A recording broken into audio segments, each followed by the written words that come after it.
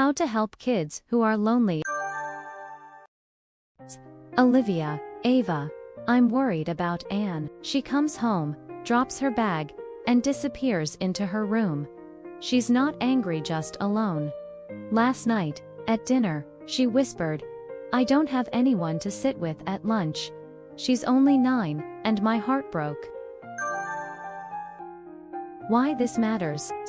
Ava. Olivia, I'm so glad you noticed.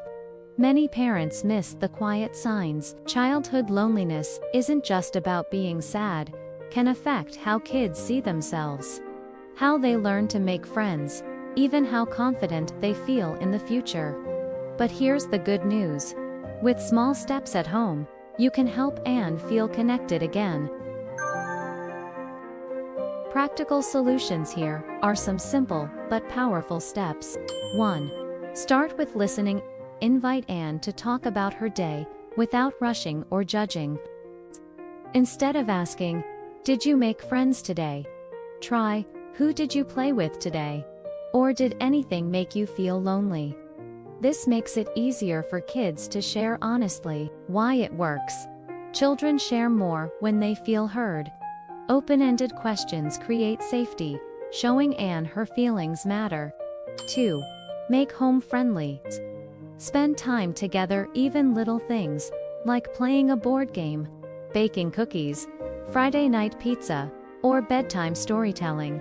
One-on-one time shows Anne she matters and helps her find her voice. Why it works. Family rituals give kids stability. They remind Anne she belongs, no matter what happens at school. 3. Practice together role-play at home. Pretend you're another child and let Anne practice saying, "Hi, can I sit here, or do you want to play?" Rehearsing makes the real thing less scary. Why it works. Practicing social skills builds confidence. Anne feels ready because she's already tried the words in a safe space. 4. Show positive relationships, model kindness. Let Anne see you greet neighbors, talk with friends, or share stories about times you struggled to make friends, but tried anyway. Why it works. Kids learn by watching. When Anne sees you reaching out, she understands that building friendships takes courage and everyone practices. 5. Encourage activities. Help Anne join clubs, sports, or art groups based on what she enjoys. Smaller groups are especially good for shy kids. Every chance to join in is a new doorway. Why it works.